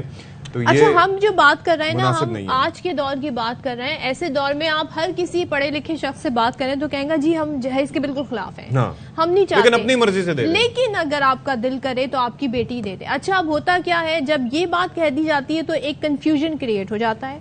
तो जो लड़की के घर वाले होते हैं फिर वो कहते हैं जी हम जब उनके घर गए थे तो जो हमें दिखाई गई तो वहाँ पे तो इन चीज़ों की रिक्वायरमेंट हमें नजर आई। तो बेटी के लिए फिर वो हर तरह की वो इलेक्ट्रॉनिक्स का आइटम से लेके फर्नीचर से लेके, तो वहाँ पर सिर्फ चिटाइयाँ लगा के बैठे हो, बस बाकी तो कुछ नहीं है। जो बच्ची आएगी जो मतलब पूरा खाली घर दिखा के कहते हैं जी वो मर्जी है उसकी, ले आए, हमें तो आपकी बेटी चाहिए। हम आपकी फैमिली के साथ जो है ना, अपनी फैमिली खुद से कुछ नहीं कह रहे, लेकिन बात ये है कि तो वो माँ बाप फिर कहते हैं अगर हमने कल को नहीं दिया तो फिर ताने मिलेंगे, ताने मिलते भी हैं क्योंकि हमने मुआशरे में ये देखा है। खुदा न खास्ता अगर एक पहले शादी हो गई हो और वो लड़की जहेज में कुछ ले आई हो तो फिर अगली वाले के लिए उससे बेहतर करना कंपटीशन सोसाइटी में चल रहा है। तो ये अब मिडिल क्लास जो है खास तौर पे उसकी पहुंच से बहुत दूर हो गए हैं ये मामलात कि वो इतने आइटम्स अपनी बेटी को शादी में दे सके, साथ में सोना भी दे सके, गोल्ड भी दे सके। फिर जो शादी का दिन जो होता है उस दिन जो एक एहतमाम किया जाता है दिखावे के लिए, सिर्फ सोशल मीडिया पर अपनी वीडियोस अपलोड करने के लिए हम देखते हैं कि बेतहाशा पैसा खर्च किया जाता है। सवाल ये है जिस पे अब हम जाहिर है कि हमारा ये बड़ा इंटरेस्टिंग और इम्पोर्टेंट टॉपिक है जिस पर डिस्कशन करना, लेकिन यहाँ पर आपको एक ब्रेकिंग न्यूज भी देनी है। इस्लामाबाद के जुडिशल कॉम्प्लेक्स जहाँ से अब से कुछ देर पहले अब्दुल कादिर हमें आगाह कर रहे थे कि खान साहब पहुंचेंगे, केस की समाअत शुरू हो चुकी है, तो इमरान खान साहब पहुंच चुके हैं वहाँ पर और इंसदाद दहशतगर्दी की अदालत में उनकी पेशी है। वहाँ पर 6 मुख्तलिफ मुकदमात हैं जहाँ पर वो होगा, उनकी समाअत होगी और वहाँ पर से वो जमानत तलब करेंगे। अच्छा, फिर दूसरी चीज़ ये है कि उसके बाद वो जाएंगे 10 किलोमीटर के फासले पर नैब कोर्ट है, तो नैब कोर्ट में उसके बाद फिर वहाँ पर पहुँचेंगे और वहाँ पर वो उनकी अहलिया ने पेश होना है, लेकिन ज़ाहिर है कि वो भी साथ ही होंगे। तो ये इस वक्त इंसदाद दहशतगर्दी अदालत में तहरीक इंसाफ के चेयरमैन और साबिक वजीर आजम इमरान खान पहुंच चुके हैं और अब यहाँ पर मामले की समाअत शुरू हो चुकी है जवाद अब्बास साहब की अदालत में। तो अब लेट्स सी व्हाट हैपेंस। तो हम आपको इस हवाले से डिटेल्स देते रहेंगे। तो अच्छा हम बात कर रहे थे जी जहेज के हवाले से और ख़ास तौर पर जो बोझ के हवाले से, और आजकल it is next to impossible कि चीज़ें जो हैं वो किसी सफ़ेद पोश घराने के लिए हासिल करना, मैनेज करना, अपनी इज्जत का भरम रखना, और ऐसे में ये हो रहा है कि लड़कियों की उम्रें निकलती जा रही हैं और उनके लिए मैनेज करना बहुत मुश्किल हो रहा है, क्योंकि जाहिर है कि ये एक ऐसा स्टिग्मा है कि इसके हवाले से जितनी बात की जाए उतनी। अच्छा, और इस हवाले से हमने देखा कवानीन मौजूद है मगर क्या होता है उन पर अमल दरामद नहीं होता। लॉ तक मौजूद है हमारे यहाँ, सियासी तंजीमें, और ये जी सारी सूरत हाल है। इसी हवाले से गुफ्तगू करने के लिए हमने एक ऐसी शख्सियत को दावत दी है जो इन तमाम चीज़ों को बड़े करीब से देखती हैं। मैच मेकर हैं शाजिया रहमान साहिबा। शाजिया, बहुत शुक्रिया, वेलकम टू बाखबर सवेरा। जरा ये बताइएगा कि पहले तो बताएं अभी भी ये हाल है? अब तो जमाना बहुत बदल गया है, लोगों की सोच बदल गई है, लोग बड़े तरीका वारदात भी बदल गया है, तरीका वारदात बदल गया है। क्या होता है जरा बताएं, क्या डिमांड्स होती हैं?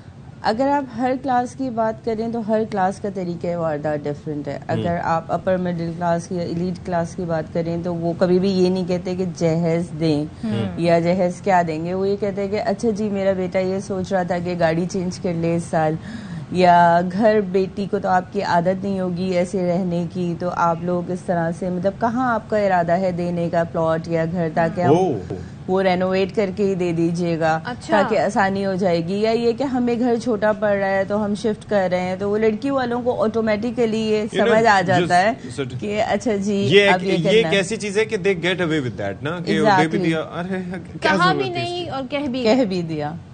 अच्छा, तो चलिए ये तो हो गया। जो अब मिडिल क्लास जो फैमिलीज हैं या फिर उनका क्या तरीका? मिडिल क्लास में बेसिकली इस बात पे बहुत जोर दिया जाता है कि जी कुछ भी नहीं दीजिएगा, कुछ भी नहीं दीजिएगा, 2 कपड़ों में रुखसती कर दीजिएगा। बट ये है कि हमारे खानदान में ना जेवर बहुत देखा जाता है। उनकी जो ताया हैं या उनके जो चचा ससुर हैं या जो उनकी बहुएं आई हैं, तो एक खाना बहुत अच्छा कीजिएगा आप और एक ये, तो बचा क्या। अच्छा, ये भी डिमांड की जाती है? ये डिमांड मैंने बाकायदा सुनी है। लड़की वालों ने लास्ट मोमेंट पे परेशान होकर बताया है कि जी 10 महीने रिश्ता चला है, ये सब होता रहा।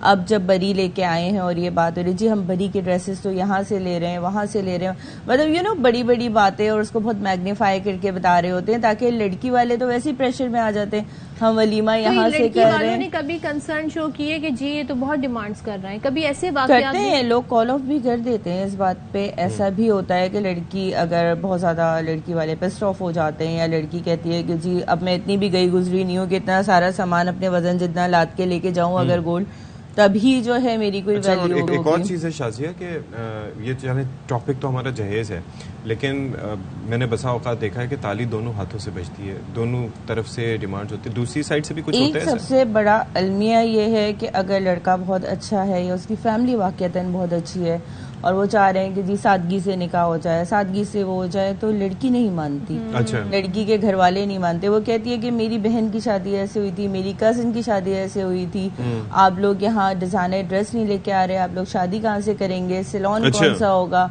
हम उसके बाद घूमने कहाँ जाएंगे। तो वो जो सारी फैंटेसीज है वो आप सिर्फ किसी एक बड़ी क्या आ रही है, और हम हम कहाँ रहेंगे, हम कैसे रहेंगे, हम जॉइंट फैमिली में। तो ये चीजें बिल्कुल आपने सही कहा है कि दोनों हाथ से ताली बजती है। ऐसा नहीं है कि सिर्फ लड़की वालों को प्रेशराइज किया जा रहा है जहेज देने पे। बाज़ औक़ात लड़की वाले बज़िद होते हैं जहेज देने पे कि हम आपको तो जहेज दे नहीं रहे, हम तो अपनी बेटी को दे रहे हैं जी। तो लड़का वहाँ पे भी मजबूर हो जाता है। समझती हैं कि इस चीज में कुछ कमी वाक़ई हुई है या ये डिमांड्स बढ़ती गई हैं जो कि तू वाक़ई है? कुछ लोग ऐसे भी हैं जो वाकई इस पे बिलीव करते हैं और उन्होंने प्रैक्टिकली करके दिखाया। कुछ लोग प्रैक्टिकली इसको कर रहे हैं, और इवन बहुत सारी शादियां शोबिस में भी ऐसी हुई हैं। कोविड के दौर में भी बहुत सारी ऐसी शादियां हुई हैं जो एग्जाम्पल हैं, और लोगों को लगा कि जी this is the best time. घर से भी शादी हो सकती है, सादगी से भी हो सकती है, हैंड रिटन कार्ड्स भी हो सकती है। एग्जाम्पल तो हमारे 2-3 साल में सेट हो गए। اب دوبارہ سے جب کووڈ ختم ہوا تو لوگوں نے کہا اچھا نہیں دوبارہ سے بھاگ دوڑ کی طرف. تو یہ تو ہم انسانوں پہ ہے, لیکن بہت سارے لوگ ہیں کہ ایسا کرنا چاہتے ہیں سادگی سے. آپ اپنے سرکل میں یہاں ادھر ادھر دیکھیں, لوگ میگنیفائی کر کے کر رہے ہوتے ہیں, قرض لے کے ایگزیکٹلی کمیٹی ڈال کے قرض لے کے. ایون بارات والے دن آپ کو پیسے کم پڑ جاتے ہیں تو آپ کہتے ہیں اچھا جی کل بھجوا دیں گے, یہ کر لیں.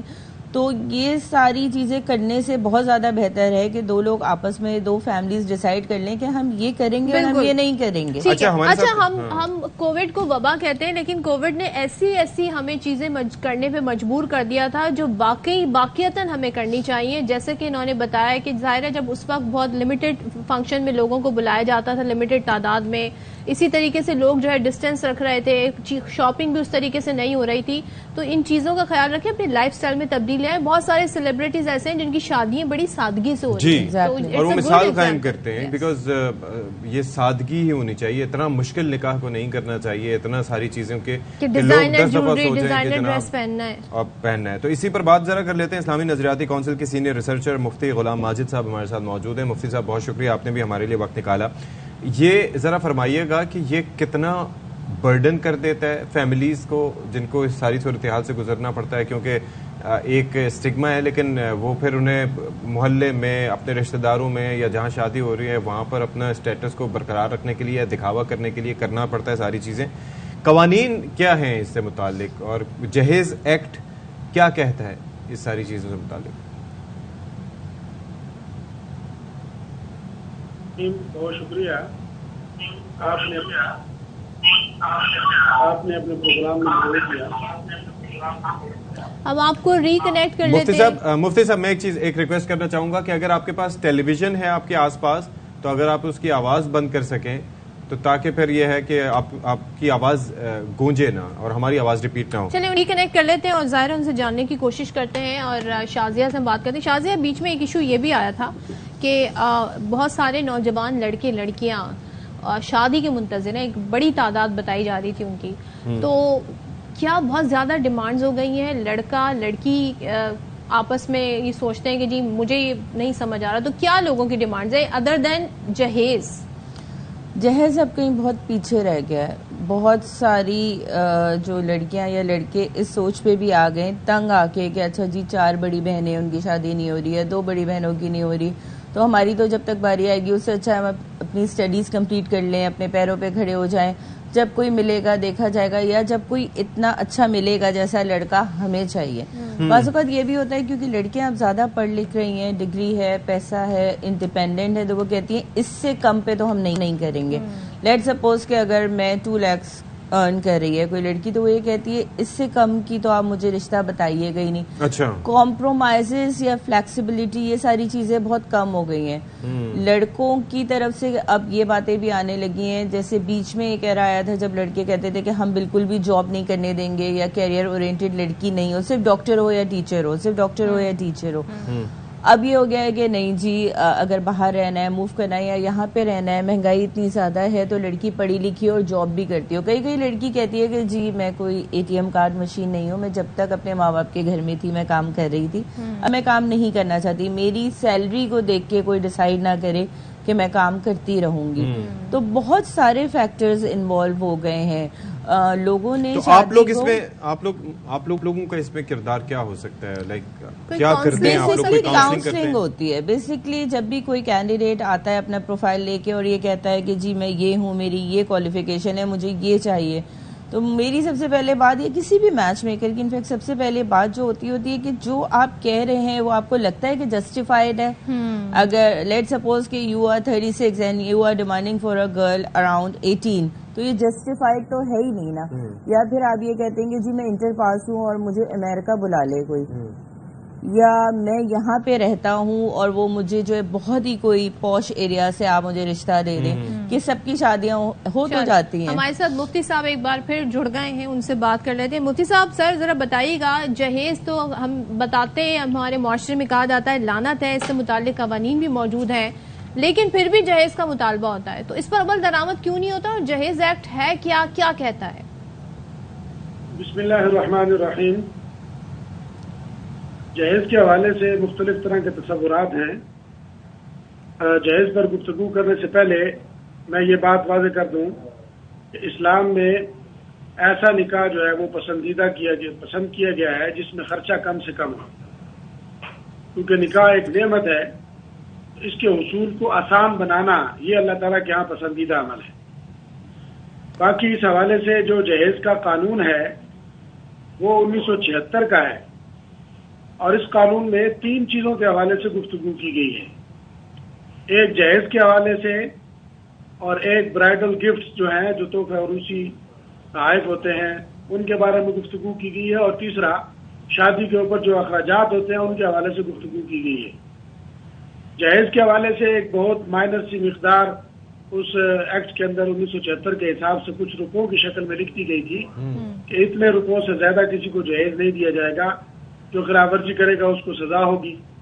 اسی طریقے سے تحفے تحائف جو شادی میں تو دلہے کو یا دلہن کو دیے جاتے ہیں ان کی بھی ایک خاص مقدار مقرر کر دی گئی تھی، چند روپوں کی شکل میں تھی۔ لیکن یہ قانون اسی طریقے سے شادی کے جو مصرفانہ اخراجات ہوتے ہیں، بہت زیادہ اخراجات جیسا کہ بہت زیادہ کھانا یا اس طرح کے دیگر اخراجات ہیں، اس پر پابندی لگائی گئی۔ اچھا مفتی صاحب ایک چیز یہ سمجھیے کہ آپ یہ جو ساری معلومات دے رہے ہیں یہ ہمارے لیے نئی ہے، اور یہ قانون ایسے ہیں کہ ان کو تمام تقریباً علمی حلقوں نے انڈورس کیا ہے کہ یہ قانون اچھا ہے۔ البتہ اس میں عمل درآمد کی کمی ہے، وہ تو ہمارے یہاں اس طریقے سے ہے کہ ہر قسم کے قانون موجود ہونے کے باوجود عمل درآمد کے حوالے سے مسائل ہیں جی۔ عمل درآمد کے حوالے سے مسائل تو ہیں، لیکن اول تو بات یہ ہے کہ کسی کو پتہ نہیں ہے، دوسری بات یہ ہے کہ اگر عمل درآمد کرنے کا کوئی سوچتا بھی ہے تو پھر عمل درآمد تو ہو جائے گا فار دا ٹائم بینگ، لیکن اس کے بعد اس لڑکی کو بلیک لسٹ کر دیا جائے گا، اس کی شادی نہیں ہوگی، اور رشتہ دار ایکسیپٹ نہیں کریں گے کہ بھائی یہ تو وہاں پر انہوں نے سزا کروا دی، فلانے کو یہ کر دیا، یہ تو شکایتیں لگا رہے ہیں، یہ تو اس کو برا سمجھا جائے گا، فیملی کو، پھر اس کا تدارک کیسے کیا جائے؟ یہ بہت اہم بات ہے، یہ ہمارے معاشرتی رویے کی بات ہے کہ معاشرے میں خاندانوں کے درمیان آپس میں تفاخر چلتا ہے، ایک دوسرے کے خلاف ایک دوسرے کے مقابلے میں بڑھ چڑھ کے آنے کی بات ہوتی ہے۔ ہاں جی، تو اس تفاخر کے معاملے میں آگاہی کی بہت زیادہ ضرورت ہے کہ لوگوں کو آگاہی مہم جو ہے نا وہ چلائی جائے ان کے سامنے، اس طرح پہ پروگرام کیا، یہ اچھا پروگرام ہے، اس سے لوگوں کو آگاہی ہوگی۔ اسی طریقے سے ممبر و محراب پر لوگ اس حوالے سے گفتگو کریں، لوگوں کو بتائیں کہ تمہاری وجہ سے جو متوسط طبقے ہیں، جو غریب طبقے ہیں، ان کا نقصان ہو رہا ہے، ان کی بیٹیوں کا نقصان ہو رہا ہے، ان کی شادیوں کے لیے مسائل پیدا ہو رہے ہیں۔ صحیح۔ تو جو امیر کبیر لوگ ہیں وہ اگر یہ شروع کریں گے کہ سادگی سے شادیاں کریں تو پھر ان کی دیکھا دیکھی دوسرے لوگ بہت آسانی سے کر پائیں گے۔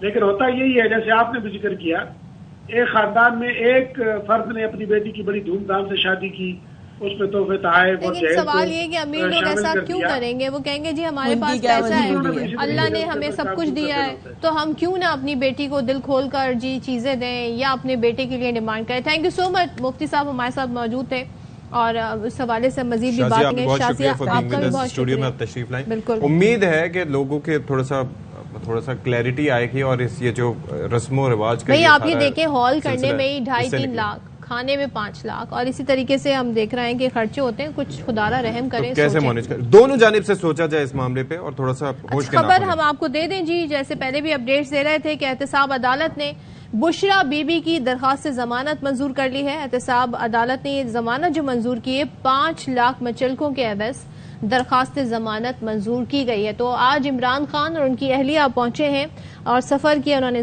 زمان پاک سے، اور آج انہیں ATC عدالت میں بھی پیش ہونا تھا، ساتھ میں نیب میں بھی پیش ہونا ہے، اور اس وقت احتساب عدالت نے بشرا بی بی کی درخواست ضمانت اور احتساب عدالت کے جج محمد بشیر نے یہ ضمانت منظور کی ہے۔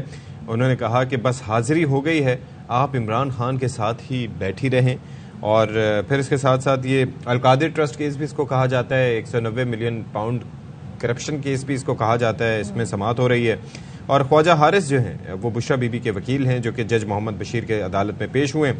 پوچھا کہ کس لیے آئے ہیں، جج نے مکالمہ کیا، بشرا بی بی کی عبوری درخواست ضمانت کے لیے آیا ہوں۔ پھر انہوں نے پوچھا کہ اسی لیے پولیس کی نفری لگائی گئی ہے، انہوں نے کہا کہ جی عمران خان بھی پیش ہو رہے ہیں، ان کی بھی ضمانتوں کی درخواستوں پر سماعت ہونی ہے۔ پھر نیب پروسیکیوٹر نے اس دوران کہا کہ بشرا بی بی آ جائیں تو معاملے کو دیکھ لیتے ہیں۔ پھر اس کے بعد ابھی کی خبر یہ ہے کہ 5 لاکھ روپے کے مچلکوں کے عوض درخواست ضمانت منظور کی گئی ہے۔ ٹھیک ہے۔ تو یہ جی صورتحال ہے، اور ایک سے زائد مقدمات ہیں انسداد دہشت گردی عدالت میں. عمران خان نے وہاں پر پیش ہونا ہے ضمانت کے لیے. ایک پیشی نیب کورٹ کی ہے، وہ جس کے حوالے سے اپڈیٹس بھی ہم آپ کو دے رہے ہیں، جو کہ القادر ٹرسٹ کیس کی ہے. ان کے جو وکیل ہیں خواجہ حارث، جو کہ بشرا بی بی اور عمران خان کے وکیل ہیں، وہ وہاں پر جی وکالت کر رہے ہیں. کس لیے آئے ہیں؟ جج نے خواجہ حارث سے مکالمہ کیا بشرا بی بی کی بری درخواست ضمانت کے لیے آئے ہوں، اور پھر ہمیں یہ اپڈیٹ بھی آ گئی کہ 5 لاکھ کے مچلکوں کے عوض درخواست ضمانت بشرا بی بی کی منظور ہو گئی ہے. تو عبد القادر ہمارے ساتھ ہیں، قادر انسداد دہشت گردی عدالت، ہاں انسداد دہشت گردی عدالت کے باہر، جوڈیشل کمپلیکس کے باہر ہے. تو قادر ذرا آپ کے پاس جو اپڈیٹس ہیں ہمیں ان سے آگاہ کیجیے گا. دیکھیں، احتساب عدالت میں بشرا بی بی کی جو عبوری درخواست ضمانت ہے اس پر سماعت شروع ہوئی اب سے کچھ دیر پہلے، اور جو احتساب عدالت کے جج محمد بشیر ہیں انہوں نے سماعت کی ہے. اور بشرا بی بی بھی اس موقع پر چونکہ عمران خان کے ساتھ موجود تھی تو معزز جج نے ریمارکس دیے کہ آپ کی حاضری ہو گئی ہے، آپ عمران خان کے ساتھ ہی بیٹھے رہیں. اور اس کے بعد انہوں نے بشرا بی بی کی جو درخواست ضمانت تھی وہ منظور کر لی ہے. 5 لاکھ مچلکوں کے عوض یہ درخواست ضمانت منظور کی گئی ہے. تو احتساب عدالت نے بشرا بی بی کی جو درخواست تھی وہ منظور کر لیا ہے، جس کے بعد اب عمران خان انسداد دہشت گردی کی عدالت پہنچ گئے ہیں. جوڈیشل کمپلیکس میں 2 مختلف عدالتیں ہیں، ایک احتساب عدالت کی ہے، دوسری انسداد دہشت گردی کی عدالت ہے. تو پہلے عمران خان اپنی اہلیہ کے ہمراہ احتساب عدالت میں پہنچے ہیں جہاں بشرا بی بی کی ضمانت سے متعلق کیس تھا، ان کو ضمانت مل چکی ہے. اور اب جو 31 مئی تک کی جو ضمانت ان کی وہ منظور کی گئی ہے بشرا بی بی کی، اور عدالت نے تفتیشی افسر کو نوٹسز بھی جاری کر دیے ہیں. اس کے بعد اب عمران خان انسداد دہشت گردی عدالت پہنچے ہیں جہاں آج ان کے 8 کے قریب مقدمات ہیں مختلف جو دہشت گردی کے حوالے سے ان پر قائم کیے گئے ہیں. اس حوالے سے انہوں نے اپنی ضمانت دائر کر رکھی ہے. ان کے وکلا بھی کمرہ عدالت میں موجود ہیں. کچھ دیر میں انسداد دہشت گردی عدالت میں کیس کی سماعت شروع ہوگی. ٹھیک ہے، قادر ہمیں صورتحال بتا رہے ہیں. تھینک یو سو مچ، بہت شکریہ قادر. آپ سے مزید بھی اپڈیٹس جانتے رہیں گے. اچھا جی، یہاں پر آپ کو ایک اور خبر دیں. الیکشن کمیشن عمران خان، اسد عمر اور فواد چودھری کے خلاف توہین الیکشن کمیشن کا کیس. ممبر ہیں نثار درانی کی سربراہی میں 3 رکنی کمیشن سماعت کر رہا ہے، اور عمران خان اور فواد چودھری کی جانب سے وکیل فیصل چودھری الیکشن کمیشن میں اس سے متعلق پیش ہوئے ہیں. تو یہ آپ کو بتائیں کہ الیکشن کمیشن میں عمران خان، اسد عمر اور فواد چودھری کے خلاف توہین الیکشن کمیشن کا کیس ہے، اور جو ہم بتا چکے ہیں کہ ممبر ہیں نثار درانی، ان کی سربراہی میں 3 رکنی کمیشن سماعت کر رہا ہے. ٹھیک ہے، اور فیصل چودھری جو کہ وکیل بھی ہیں وہ یہ کہتے ہیں الیکشن کمیشن کا آرڈر کل موصول ہوا، آرڈر لیٹ موصول ہوا تو کیسے تیاری کرتے. گزشتہ سماعت پر بھی عمران خان کو ذاتی حیثیت میں پیش ہونے کا موقع دیا تھا. یہ ممبر اکرام اللہ خان کہہ رہے ہیں ہمارے خلاف 150 کیسز ہیں، روزانہ 36 کیس ہوتے ہیں. وکیل فیصل چودھری کہتے ہیں جب 150 کیسز نہیں تھے تب بھی آپ پیش نہیں ہوتے تھے. یہ شاہ محمود جتوئی نے بولا. فیصل چودھری نے سماعت جون کے پہلے ہفتے تک ملتوی کرنے کی سفارش کر دی ہے، اور چیزیں ہمارے ہاتھ میں نہیں. یہ وکیل فیصل چودھری کہہ رہے ہیں الیکشن کمیشن یہ بات دماغ سے نکال دے کہ ہم ان کی توہین کر رہے ہیں. یہ کیس تو 6 ماہ سے الیکشن کمیشن میں زیر التوا ہے. گزشتہ سماعت پر عدم پیشی پر وارنٹ گرفتاری کا حکم دیا تھا.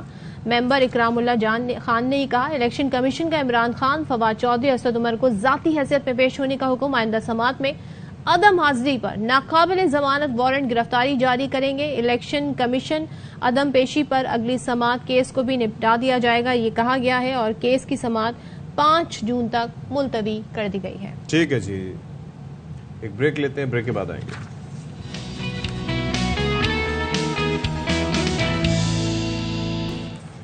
Welcome back once again. Ashfaq دیکھیں کیا ہے آج کل یہ ٹرینڈ بہت ہے جی، اسے کہتے ہیں سیلفی. سیلفی ہر جگہ آپ کو پتا ہے سیلفی کا پہلے ٹرینڈ کب سے آیا تھا؟ جب وہ براک اوباما اور they were all Angela miracle اور I remember کہ they were all sitting together and they took a selfie.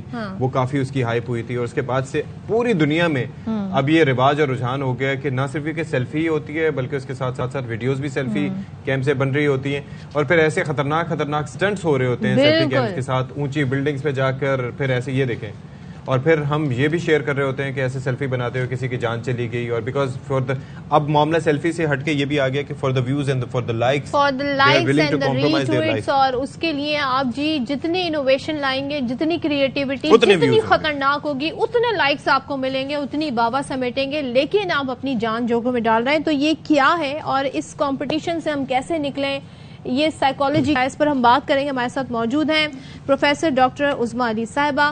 Uzma thank you so مچ. بتائیے یہ سیلفی کا جو ایک کریز ہے, چلیں ٹھیک ہے آپ اپنی میموریز بنائیں جہاں آپ گئیں, پکچرز لیں, اور اگر آپ اکیلے ہیں تو آپ selfie it's a good thing to use, like آپ وہاں پہ اپنی چاہتے ہیں کہ اس مومنٹ کو شیئر کریں, you want to live that moment. لیکن جو کریز ہو گیا ہے خطرناک سے خطرناک جگہوں پہ, تو یہ کیا ہے, اس کے پیچھے کیا ریزن؟ اچھا اس پہ 2014 سے کام ہونا شروع ہوا تھا, اس سے پہلے بھی ہو رہا تھا, لیکن ایڈکشن میں ہم اس کو لے رہے تھے کہ یہ اب ایڈکٹ ہو جاتا ہے, یا اب آبسیشنس کے طور پہ کہ ہر وقت سیلفی لے رہے ہیں, تو وہ آبسیشن کی کیٹیگری میں آ رہا تھا. اس کے بعد اس پہ کچھ کام ہوا, اسکیلس بھی بنے ہیں, تو جو جنہوں نے تھیوری دی ہے, اسکیلس ڈیولپ کیے نا, وہ اس کو 3 کیٹیگری میں کرتے ہیں. شروع کا بارڈر لائن ہے کہ اگر آپ دن میں 3 دفعہ سیلفی لیتے ہیں لیکن پوسٹ نہیں کرتے, تو اس کا مطلب ایج پہ ہیں, آگے سیلف فائٹرز بہیویئر کی طرف جا سکتے ہیں. لوگ ہوتے ہوں گے نا جن کا منہ بڑا بس بنا لیا اپنے آپ کو دیکھنے کے لیے, لیکن آپ پوسٹ نہیں کر رہے. اس کے بعد 3 ٹائم آپ لیتے ہیں, پھر پوسٹ بھی کر دیتے ہیں, پھر ویٹ بھی کرتے ہیں کہ اس کی لائکنیس بھی ہوگی, ڈس لائکنیس بھی ہوگی, بار بار دیکھ رہے ہوتے ہیں موبائل, کمنٹس آئے کہ نہیں آیا, وہ پھر اسمارٹ فون کے ساتھ یا سوشل میڈیا کے ساتھ اٹیچ ہو جاتا ہے بیہیویئر.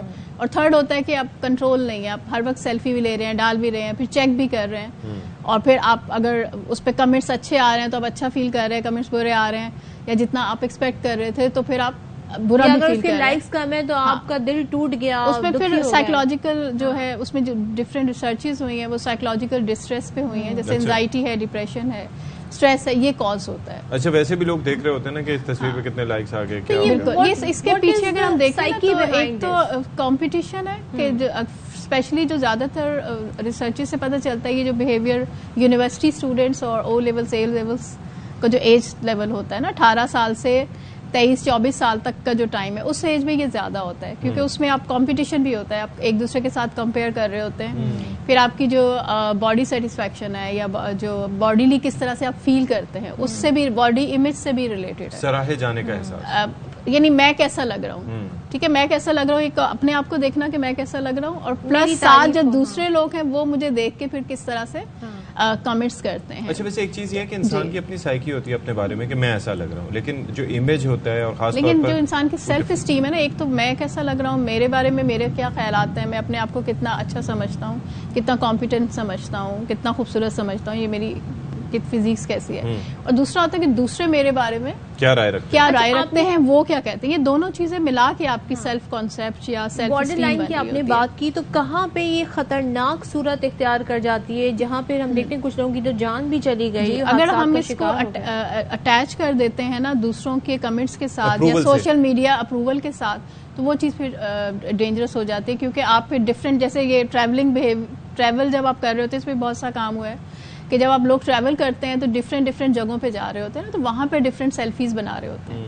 تو ایک چیز تو وہ کہ وہ ان کی ایک میموری بھی ہوتی ہے, دوسرا یہ کہ دوسرے لوگ دیکھیں گے کہ میں دوسروں سے کیسا ڈفرینٹ ہوں, یا دوسروں کو انسپائر کرنا یا دوسروں کو امپریس کرنا, وہ ایک چیز بھی ہوتی ہے. اچھا مجھے ایک بات بتائیں, آج تک آپ کے پاس پاکستان میں رہتے ہوئے کوئی ایسا مریض آیا کہ میں بہت زیادہ obsessed ہوں سیلفی بنانے سے؟ موسٹلی جو بچے ہوتے ہیں ان میں زیادہ ہے, تو ہمارے پاس صرف سیلفی والے نہیں آ رہے ہوتے ہیں, گیمنگ ایڈکشن سے ریلیٹڈ زیادہ لوگ جو آ رہے تھے, پیرنٹس لے کر آ رہے ہوتے ہیں, بچہ فیل ہو گیا یا پاس, کیا ان کو کیا پرابلم ہو رہی ہوتی ہے, وائی دے, یا ان کو پتہ بھی نہیں ہوتا, نہیں وہ پتہ آج کل کیونکہ اتنی اویئرنیس نہیں ہے, سیلفی کو ایز اے ڈس آرڈر تو نہیں کیا جاتا, یہ ایک بیہیویئر ہے, سیلفائٹس بیہیویئر ہے.